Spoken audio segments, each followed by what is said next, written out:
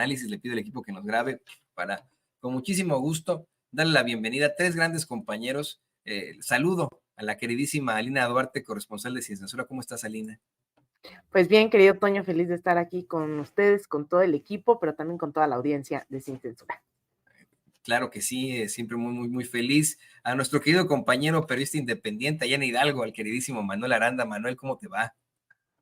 Alina, Toño, un gusto saludarlos y por supuesto a nuestra querida audiencia de Sin Censura. Vamos a darle. Y también al muy querido y respetado activista Julio Broniman. ¿Cómo estás, Julio? También bienvenido. Ahora sí nos tocó platicar sin que yo esté corriendo aquí entre los manifestantes y aquí haciendo el stand. Ahora sí vamos a estar más tranquilitos, más tranquilos. ¿Cómo estás, Julio? Así es, Toño. Pues ahora con un poquito más de calma vamos a estar, bueno, vas a estar tú, ahora sí que moderando la mesa. Y bueno, pues un gusto estar en este programa, en esta transmisión con Alina y con nuestros compañeros y con toda la transmisión. Un gusto y pues vamos a darle. Bienvenidos, amigos, bienvenidas. Bienvenidos, aunque les moleste a los que les molestan las es. Oigan, ¿qué les parece que empezamos con un tema muy interesante precisamente al hablar del progreso? Hoy el presidente López Obrador le puso un buen raspón al locote ese que gobierna Argentina y que, mire, en muy pocos días le ha dado en la absoluta madre al pueblo hermano de Argentina, Javier Milei, un hombre que ha hecho y deshecho, que ha pues suprimido cientos de derechos de trabajadores allá en Argentina, que ha provocado una inflación terrible que supera ya la de Venezuela, como critican los fachos la de Venezuela, pero una inflación que no se veía en Argentina hace más de 32 años, un sujeto que ha amenazado con reprimir las marchas de la forma más terrible y que ahora de la forma más estúpida y risible, mientras en Davos los 250 super ricos del mundo acordaron y firmaron un acuerdo, una carta para que le suban los impuestos y así se reduzca la desigualdad. Este infame, ahí en Davos, donde tuvo un orgasmo al volverlo a saludar a Sergio Sarmiento, pidió todo lo contrario, que les bajen los impuestos a los ricos. Hoy el presidente López Obrador habla de algo muchísimo más aterrador. Deje usted que no paguen los impuestos los ricos allá en Argentina. Le están aplicando un fobaproazo, pero de la forma más terrible. Hoy el presidente denunció que Javier Milei consiguió que le quiten todas esas deudas a los ricos de Argentina para que las asuma el pueblo. ¿Qué opinas de esto, querida Lina? Lo que está pasando en Argentina es, ya no sé cómo decirlo, si catastrófico solamente, creo que se queda corto, porque Argentina es justamente lo que la izquierda tiene que temer en términos de fracasar ideológicamente, culturalmente, económicamente, de transformar las sociedades y al final que esa sociedad por falta de pues, memoria histórica, por falta de conciencia, termine optando por proyectos de ultraderecha que van en contra de los intereses del 99% de la población. Eso ocurrió justamente en una Argentina que después de un movimiento nacionalista como el peronismo, después del kirchnerismo, que trató de, bueno, que básicamente, pues recordarán, fue de la primera gran oleada de los gobiernos progresistas ahí, Néstor Kirchner, cuando estaba también Rafael Correa, Hugo Chávez, Evo Morales, lograron avanzar en un montón de temas, disminución de la desigualdad, acabaron con incluso esa deuda que tenían con el Fondo Monetario Internacional. En su momento Néstor Kirchner liquidó toda la deuda que se tenía, se avanzó en la nacionalización de bienes, en nacionalización incluso también de petróleos con YPF.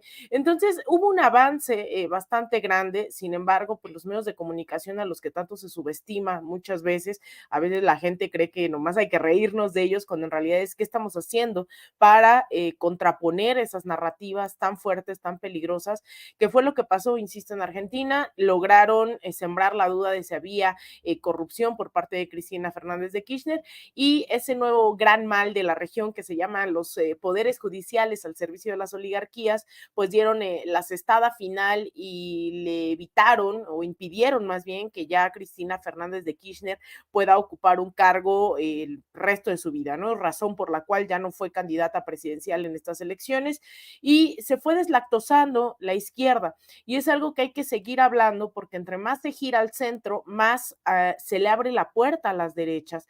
Todos los gobiernos progresistas que empezaron a girar poco a poco al centro, veamos incluso el caso de Pedro Castillo, que ganó con un gran apoyo popular, pues empezó a decir, bueno, sí, las oligarquías me están presionando, entonces cambio mi gabinete a uno más de derecha y luego a otro más de derecha. Total que cambió 3 veces de gabinete y cada vez más y más a la derecha, hasta que obviamente ya tenían de nuevo el control del gobierno y no se apoyó en las bases populares. Entonces, eso ha pasado incluso también en Bolivia, donde hoy vemos a un Evo Morales peleándose a diestra y siniestra con Lucho Arce, ¿no?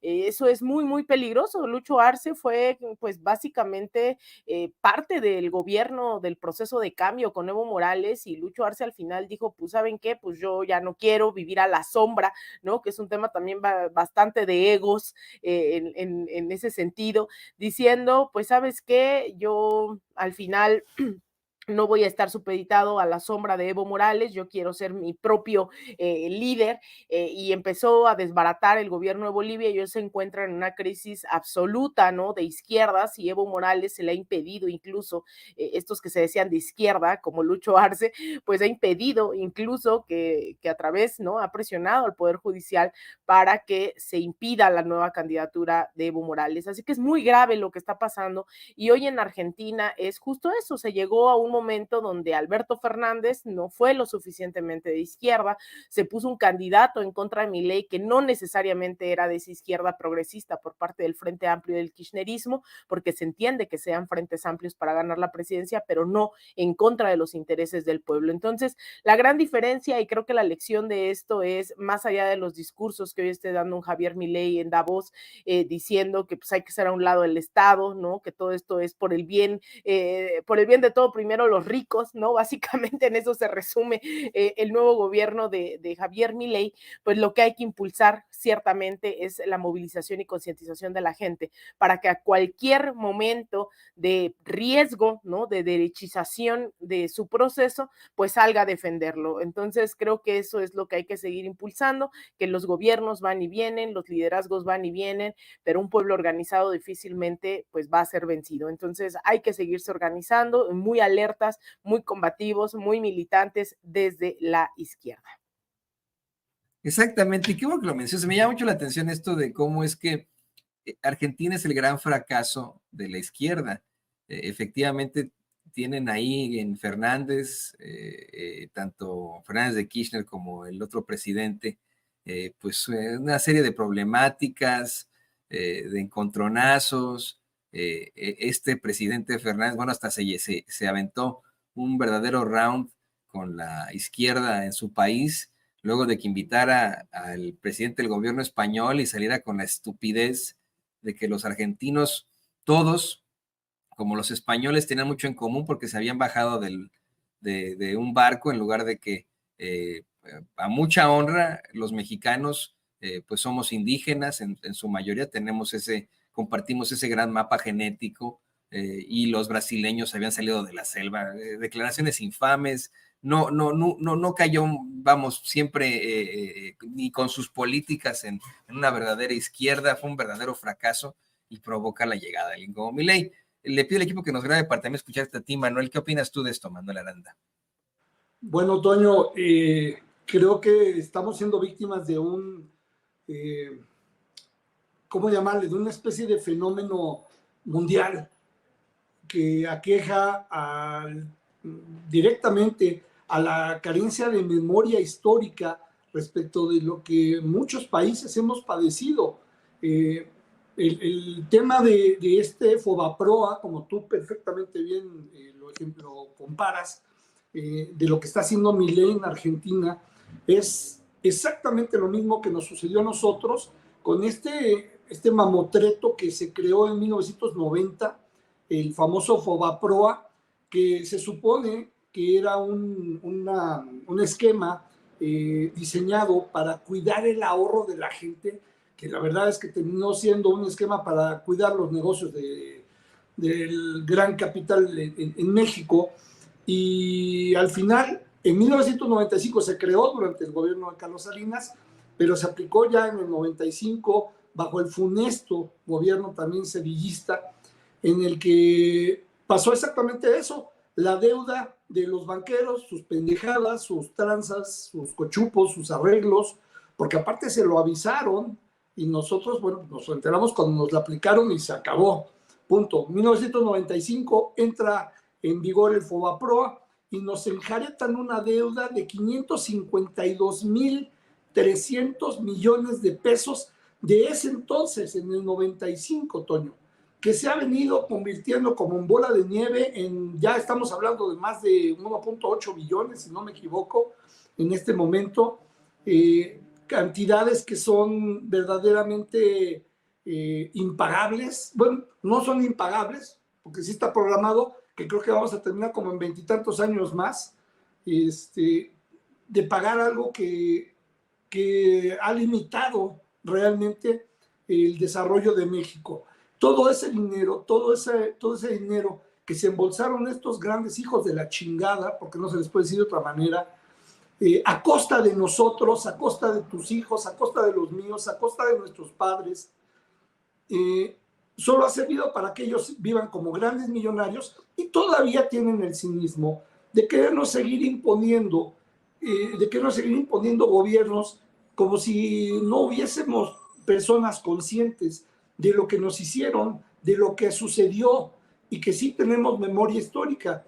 Lo importante de esto, y para eso sirve también este tipo de espacios, mi querido Toño, y estoy seguro que nuestros compañeros coincidirán, es en que podemos ayudar a que la gente, quien no lo haya vivido o quien no lo recuerde, pues que se refresque la memoria y que se sepa lo que nos sucedió a nosotros, y que aparte el pueblo argentino, que al final es el tema de comparación que tú estableciste, el pueblo argentino pueda ver un símil en algo que fue exactamente lo mismo. Están endeudando todavía más al pueblo argentino. Yo no concibo un pueblo en Latinoamérica más sufrido, sobre todo en términos económicos, que el argentino, más manipulado y más vapuleado, porque hay que decirlo, la izquierda no ha sido realmente exitosa en Argentina. Ha quedado mucho de ver, sobre todo en temas económicos, ya lo consignaba también Alina, y por supuesto, eso da pie a que en una desesperación impensable hayan caído tan en una situación de no pensarlo, de apostarle a fórmulas mágicas o a la locura. Tan es así que logró ganar este tipo, yo no sé si usa peluca o qué pasa, ¿no? Que siempre la trae despeinada, pero así es como trae sus ideas. Es increíble que le haya apostado a la gente eso. O sea, van a masacrar a Argentina en menos de un año, Toño.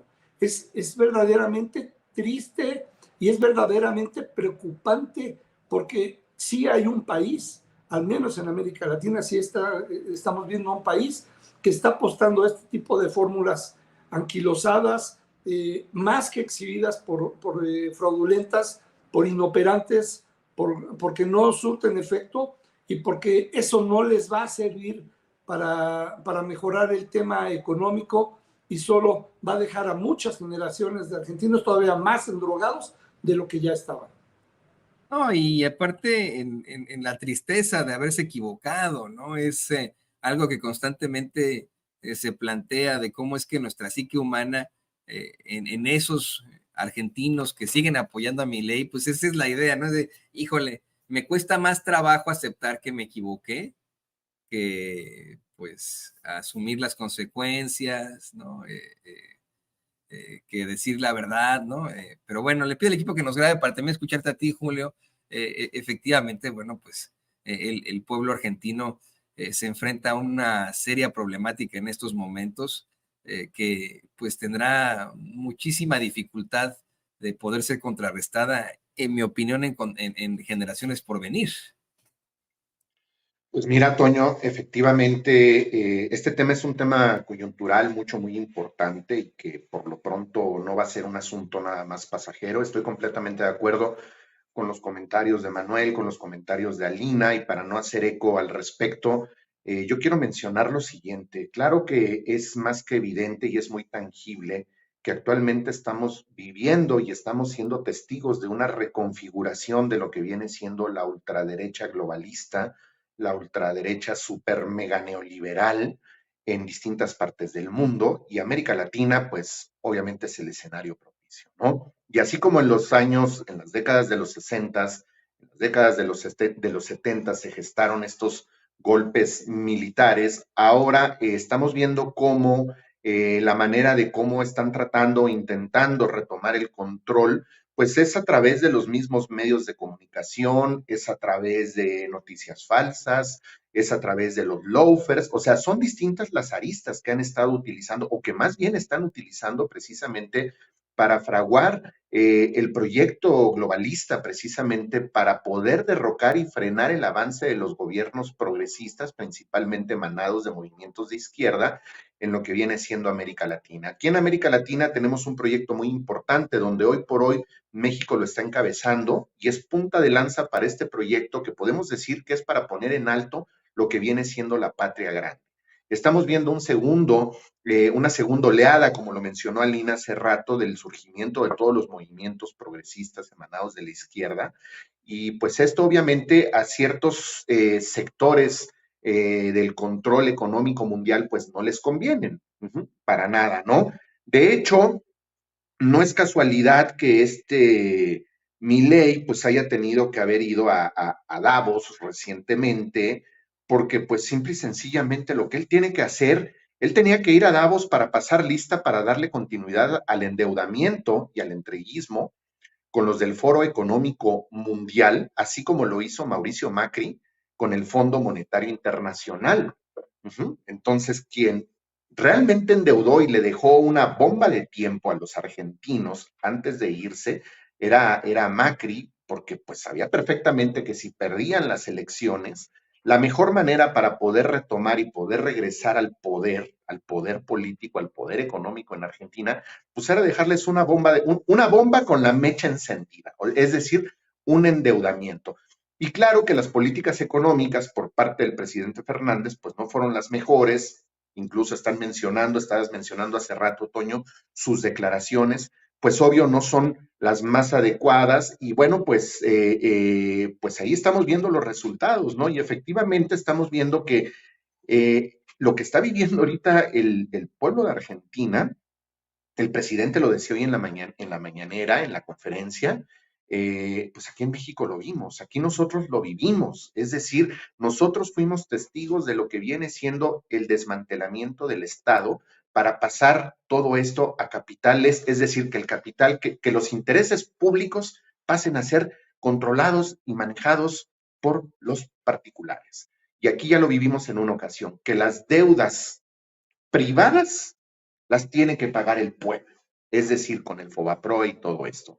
Entonces aquí con esta situación donde todos los argentinos, en este caso, van a tener que estar prácticamente solventando las necesidades de unos cuantos, pues aquí en México ya hemos vivido esto, y no nada más en México, en distintas partes del mundo, ¿no? Ahora, debemos de entender también que hay un concepto que pues, de alguna forma, se ha transgiversado, es decir, estos personajes traen la bandera de la libertad y que la libertad y no sé qué tanto, pero debemos de entenderlo así, que en el sentido epistemológico del término libertad, ha sido transgiversado por el nefasto término de los liberales libertarios encumbrados desde la extrema derecha, en este caso, en Argentina, ¿no? Entonces, aquí estamos viendo que están agarrando como que ciertos discursos, como que ciertas retóricas o más bien verborreas, precisamente para generar y ganar más adeptos, principalmente en un sector de jóvenes. Hay muchos jóvenes que votaron, que apoyaron a Milei, pero todo este sector, de alguna manera, ya podemos ver en las redes sociales cómo algunos de estos personajes se empiezan a manifestar, de estos votantes de Milei, y empiezan a mostrar una inconformidad e inclusive hasta un arrepentimiento por lo que les espera. ¿Por qué?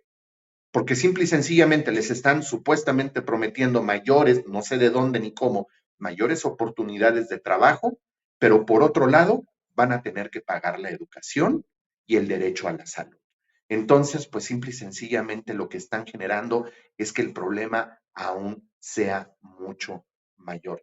Yo no sé qué es lo que vaya a suceder en un futuro no muy lejano, pero es completamente claro que la mano que mece la cuna detrás de todo esto son todos estos intereses y estos acuerdos que se fraguaron desde el gobierno de Macri, y pues él es un personaje que está muy cercano a Milei, y pues de alguna forma pues Milei tiene que pues cuadrarse a este tipo de decisiones. Y bueno, América Latina no es la excepción, sino que pues también en Europa hemos visto el caso de Vox, el caso de otros movimientos que están insistiendo precisamente para querer retomar el control hegemónico que en algún momento empezaron a tener, ¿no?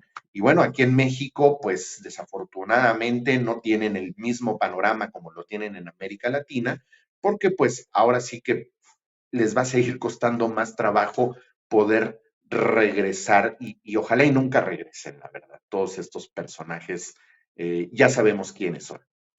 Y Es cuando. mencionabas la parte de Europa, pero está también la parte de Israel actuando con Estados Unidos y con Europa, pero ya a nivel de una ultraderecha extremadamente violenta, al punto de llevar a cabo un genocidio. Le pido al equipo que nos grabe poner el siguiente tema en nuestra mesa de análisis, de diálogo con estos tres grandes compañeros. Mire, hoy el presidente López Obrador dio su comentario luego de que la Secretaría de Relaciones Exteriores de México diera a conocer que nuestro país, México, y el gobierno de Chile remitieron al fiscal de la Corte Penal Internacional la situación del Estado de Palestina, así le llaman ellos, ¿no? A fin de que se investigue la probable comisión de crímenes de su competencia. Y el presidente aclara en la mañanera que lo que México quiere es la paz, que no se toma partido por ninguna de las partes, vale la redundancia, dice, aunque suene redundante, ni por Israel, así lo menciona con nombre y apellido, ni por Palestina, ni por Hamas. López Obrador comenta que lo que no quieren es que los inocentes pierdan la vida y que continúe la irracionalidad de la guerra. Exige un cese al fuego coordinado por Naciones Unidas. Dice que para eso está Naciones Unidas, después de que pues, se ha perdido la vida de más de 20,000 personas. Y yo insistía hasta el cansancio, la mayoría de ellos civiles que han sido asesinados de forma sistemática por un Estado político, que es el Estado de Israel, entre ellos muchísimos niños y niñas, adultos mayores, mujeres embarazadas, algo que hemos venido denunciando en este espacio desde el principio. Lo que tal vez sea más terrible de esto es que efectivamente, al menos ya tenemos el actuar y la movilización de ciertos gobiernos a enfrentarse a estas circunstancias tan terribles. Me refiero, por supuesto, que al genocidio, queridos compañeros.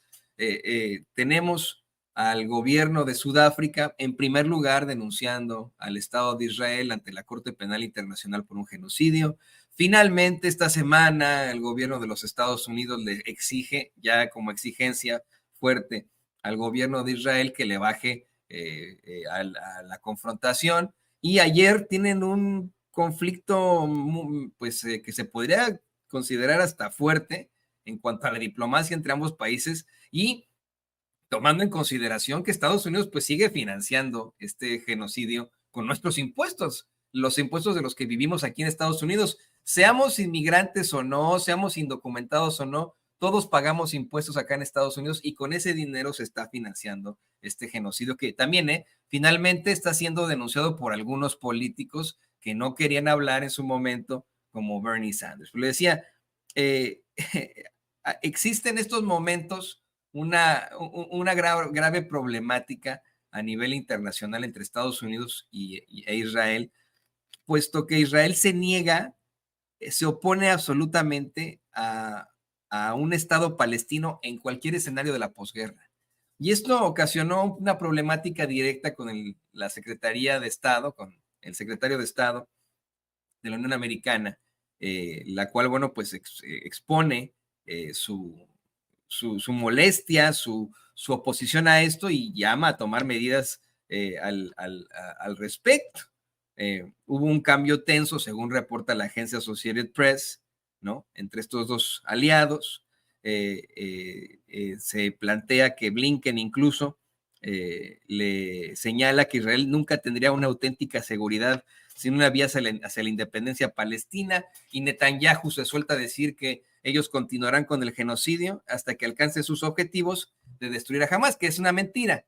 Ya se ha demostrado cómo es que tienen la capacidad de ellos de asesinar precisamente a miembros de esa agrupación política militar llamada Hamás. Lo hicieron en el Líbano hace un par de semanas, y ahora pues vemos que el objetivo en todo caso es el genocidio, al oponerse absolutamente a un estado de Palestina ahí en esa región. La verdad es que es muy desafortunado, pero a pesar de los esfuerzos, a pesar de que el pueblo ha hablado, a pesar de que acá en Estados Unidos no ha habido un solo día en el que no se proteste, se manifieste, o sea, ya se haga una vigilia en contra del genocidio en Gaza, a pesar de que existen ya acusaciones directas a la Corte Penal, en la Corte Penal Internacional al Estado de Israel. Querida Lina, estamos viendo lo mismo que ocurrió en cuanto a la guerra de Irak con George W. Bush, que a pesar de del clamor internacional, y a pesar de que nunca encontraron armas de destrucción masiva, el ejército de Estados Unidos se mantuvo en ese país años violando derechos fundamentales de los iraquíes, y lo mismo ocurrió en Afganistán, querida Lina. Toño, esto ha sido algo sintomático de la política exterior estadounidense, ¿no? Que se han inventado grandes mitos. Recordaremos, no solamente fue esto de las armas biológicas en el caso de Irak. También se habló de que el propio gobierno de Bashar al-Assad hace unos cuantos años, durante el gobierno de Donald Trump, estaba utilizando armas químicas en contra de la población, y por eso es que había que intervenir, había que destruir. En el caso de Libia también, ¿no? Es decir, esto de la democracia y la libertad se usa siempre en beneficio solo de los intereses de Estados Unidos, curiosamente en lugares geoestratégicos, en lugares relevantes, con recursos naturales, sea Venezuela, con pues parte toda la franja del Orinoco, una de las mayores reservas de petróleo en el mundo, sea Bolivia con el caso del litio, sea en su momento en Chile con Salvador Allende, también por el tema del litio y del cobre. Entonces, Estados Unidos claramente está leyendo el mundo en función de sus recursos, en función de lo que puede tener. Y obviamente el territorio palestino no es menor, no solamente es esto de Tierra Santa, sino en realidad es un paso, ¿no? Donde se unen en varios continentes, una franja donde se puede hacer bastantes rutas comerciales. Ahí es en donde tenemos que estar poniendo la vista, porque Estados Unidos se llena, insisto, la boca de democracia y libertad, pero lo que se le olvida es que ese territorio es un territorio ocupado, que esas vidas pues son ya más de 24,000, cerca de 24,000 personas las que han sido asesinadas, cerca de 12,000 son niños, niñas. Las imágenes son totalmente atroces, y por eso es que es tan digna la postura del gobierno de Sudáfrica, que Sudáfrica pareciera, ¿no? Uno diría, bueno, a lo mejor el gobierno de Alemania, que ya vivió esto, ¿no? En su momento sería quien dijera realmente esta consigna que queda del holocausto, de la Segunda Guerra Mundial, del nunca más, ¿no? El que no se van a repetir los campos de exterminio, no se va a repetir el genocidio, no se va a repetir todos esos crímenes de lesa humanidad. Y resulta que Sudáfrica, que también vivió ese apartheid, esa ocupación, ese supremacismo blanco, como le dicen en Estados Unidos, que es ese gobierno, yo lo digo, esa reserva moral de la humanidad, la que alza la voz y dice nunca más, pero en serio. Y entonces interpone esta demanda ante la Corte Internacional de Justicia, tratando de, pues, un poco explorar, ¿no? Y ya, o sea, me parece atroz que todavía tengamos que convencer al mundo de que esto es un genocidio. Esto ya vimos las imágenes, vemos hoy yo recuperaba un video ahí en Twitter que vi, en donde hay unos de las Fuerzas Armadas israelíes que se visten de dinosaurios y empiezan a disparar misiles, ¿no? Sabiendo que están matando a gente inocente, y lo hacen solo por diversión. Esa ideología sionista tiene que tener ya un límite. Tenemos que detener ese asesinato masivo, esos crímenes de lesa humanidad, ese genocidio en todo su esplendor de la palabra. Ya no hay forma de negar que es esto. Entonces, a eso se han sumado posturas también muy dignas, como el gobierno de Colombia, el gobierno de Brasil, que también habían insistido en que algo estaba pasando, que esto era un genocidio, que no lo podíamos permitir. Y se entiende entiende que el gobierno de México, siendo el primer socio comercial de Estados Unidos, que compartimos miles de kilómetros de frontera, que tenemos también ahí el caso Ayotzinapa de por medio, a Tomás Herón en Israel y demás, a lo mejor no fuera la misma situación que posicionarse como lo ha hecho el gobierno de Cuba también. Sin embargo, pues llega, ¿no?, este momento en donde dicen, ¿sabes qué? Pues junto con Chile, que también no es menor, ha sido un aliado histórico también desde los 80s en América Latina de Estados Unidos, dicen, pues también algo está pasando. Entonces, ofrecer este tipo de pruebas, de consideraciones, para que se vea que realmente Palestina está pues viviendo un abuso transmitido en HD, en 4K, 24/7, pues creo que es un gran avance, y es un avance también de quienes hemos insistido que México puede hacer más. Yo sé que el gobierno mexicano pues no es como que con la mano en la cintura la tenga tan fácil como en otros casos, como en Bolivia, como en Perú, que ha tenido posturas sumamente dignas, de avanzada, rupturas diplomáticas. Yo sé que no es el mismo caso, sin embargo, insistirle a la gente de México que una cosa es lo que no puede hacer el presidente López Obrador y otro lo que nos corresponde como ciudadanía, como mexicanos y mexicanas. ¿Dónde está nuestra bancada de senadores? ¿Dónde está nuestra bancada de diputados diciendo alto al fuego? ¿Dónde están nuestros grandes liderazgos? ¿No? Yo he visto, por ejemplo, digo, no es el caso del Fisgón ahí en el instituto, que todos los días está sacando cartones para evidenciar este genocidio, que hay personas, obviamente, como Omar García, diputado de Ayotzinapa, de sobreviviente de Ayotzinapa, hoy diputado federal, que también ha alzado la voz, pero yo creo que es nuestro deber no conformarnos con lo que tenemos que hacer un gran movimiento global para parar este genocidio. De otra forma, esto, querido Toño, compañeros, audiencia, no se va a detener tan fácilmente. No, ¿y dónde está nuestra canciller Alicia Bárcena? Bueno, ahorita está en Washington, D.C., en esta reunión de alto nivel con, pues, vamos, funcionarios de seguridad. Ahí está la foto, ¿no?, que se tomaron en medio de la nieve, porque está la situación muy dura acá en cuanto al tiempo.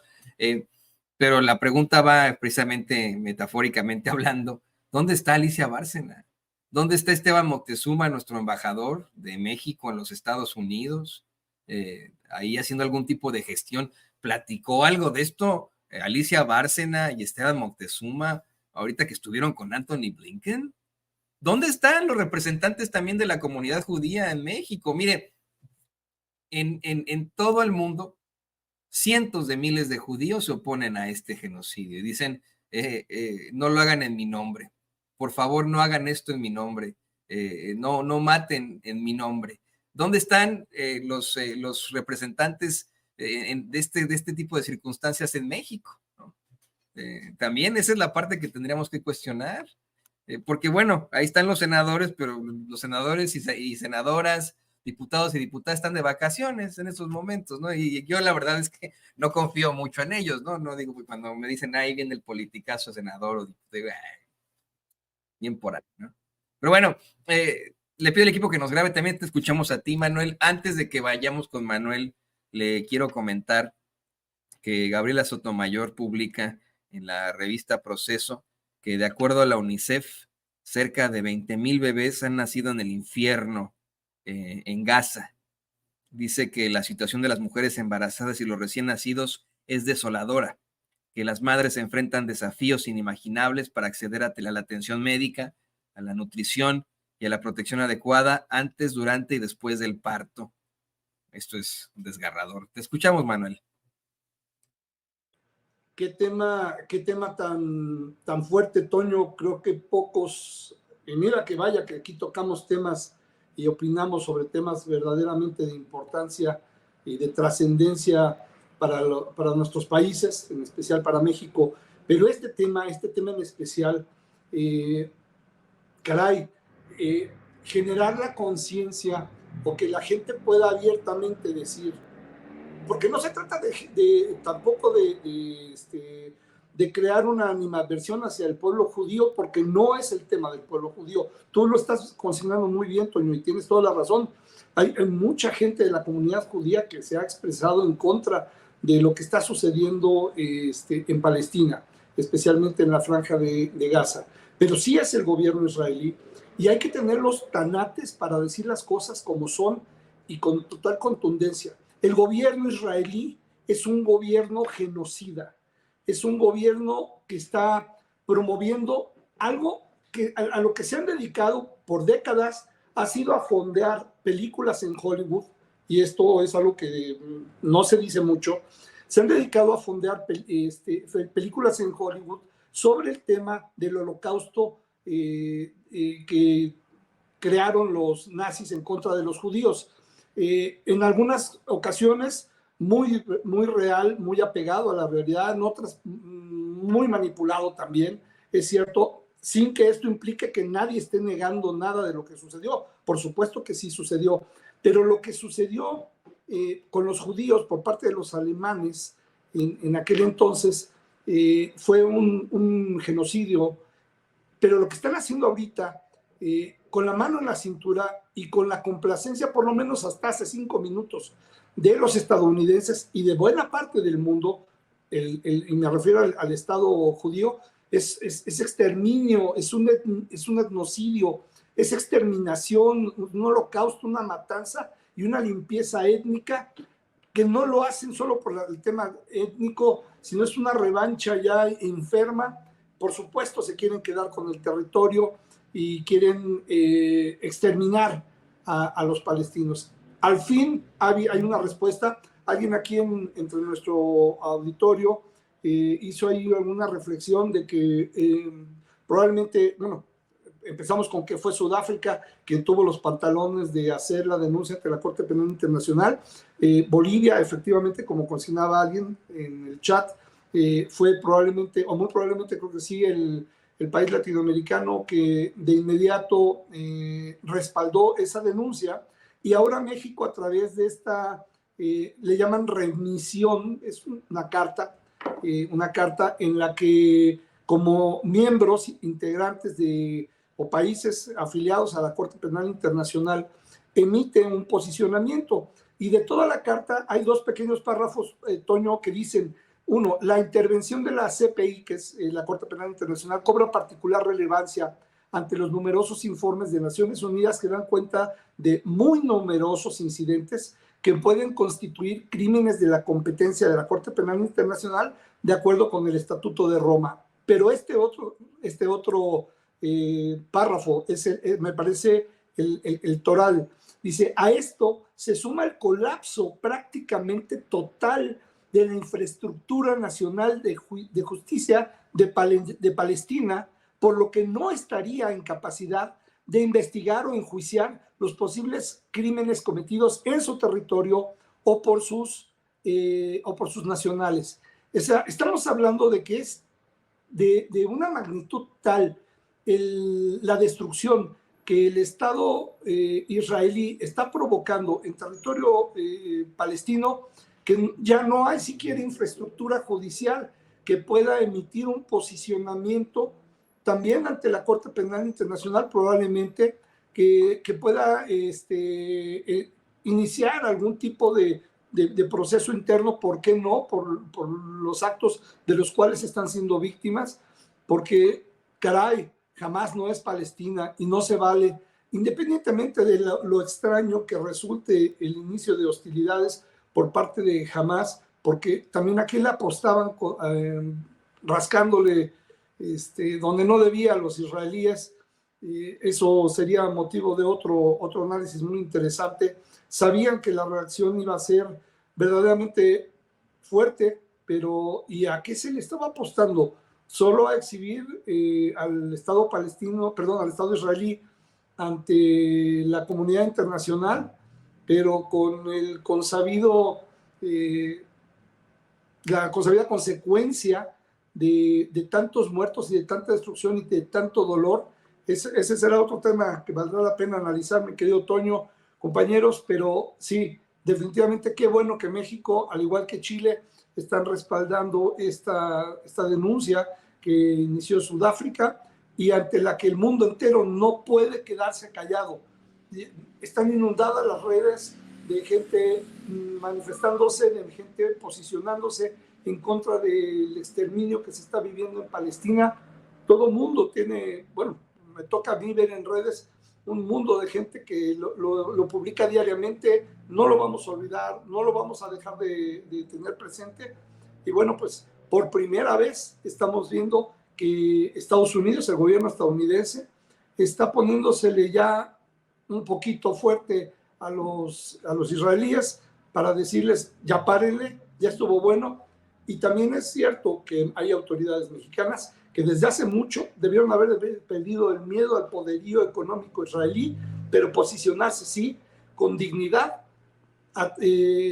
para que se haga patente que este posicionamiento humanista mexicano no solo es hacia dentro de nuestro país, sino también hacia afuera, y que no nos tentamos el corazón para ser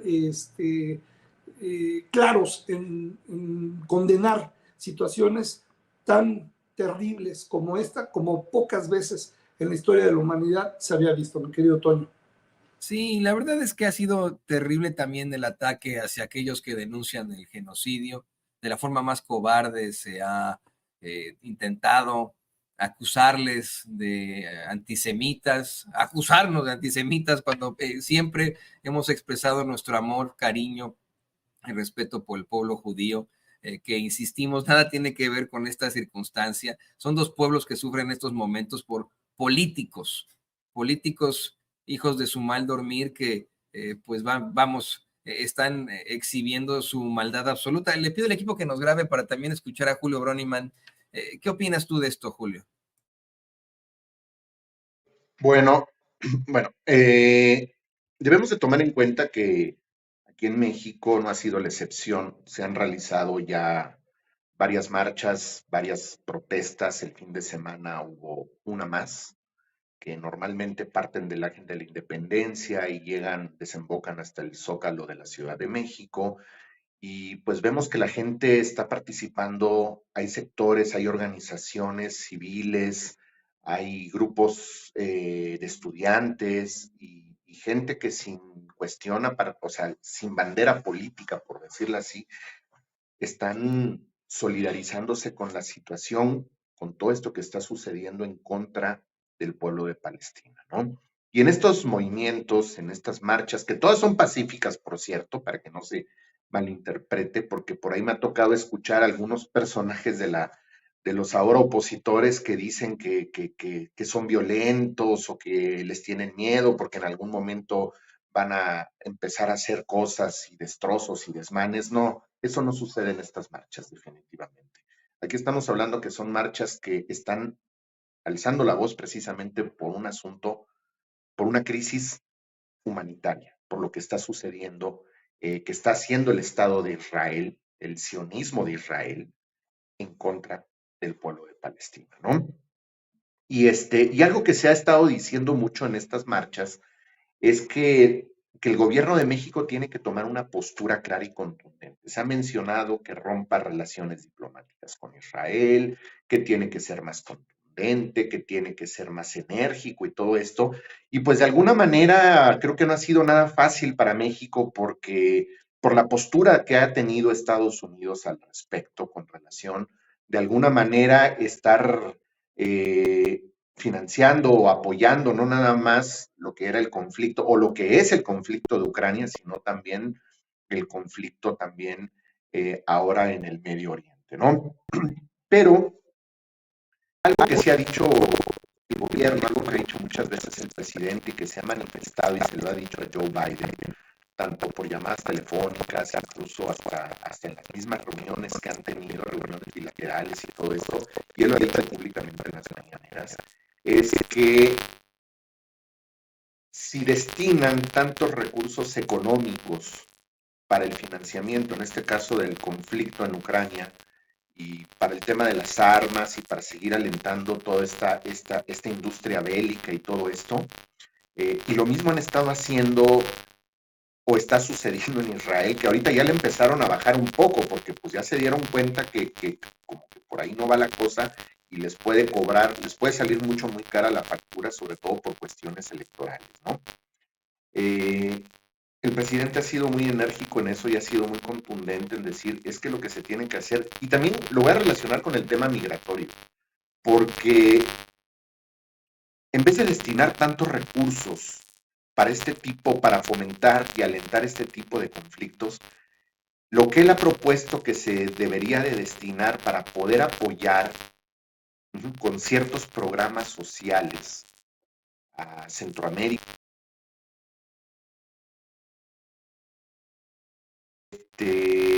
son los programas para poder reproducir estos programas como el de Sembrando Vidas, el de Jóvenes Construyendo el Futuro y todo esto, precisamente para minimizar y disminuir el impacto de lo que viene siendo la migración hacia Estados Unidos y fomentar el desarrollo en este tipo de países y en este tipo de naciones que realmente lo necesitan, ¿no? Y ahí tenemos una postura del gobierno norteamericano donde han sido omisos, donde prácticamente no les ha interesado todo esto, sí exigen que México y otras naciones regulen y controlen el tema migratorio hacia Estados Unidos, pero pues de alguna manera no están participando como se les ha solicitado y como se les ha pedido para que precisamente se pueda disminuir el impacto migratorio, pero pues son cantidades mínimas a comparación de lo que han estado gastando y han estado invirtiendo precisamente fomentando este tipo de conflictos bélicos en Europa, en Ucrania y ahorita en el y ahorita en el Medio Oriente, ¿no?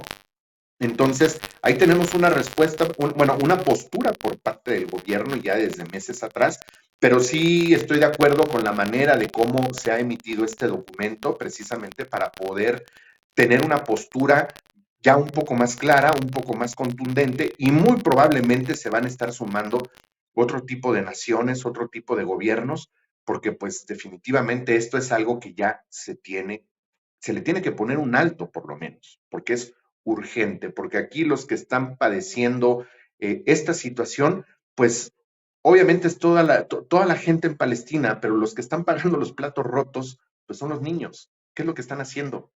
Prácticamente despoblar, que no haya un futuro, que prácticamente en un futuro inmediato sean puros adultos mayores en Palestina. Están acabando con un sector muy importante y con los más vulnerables, ¿no?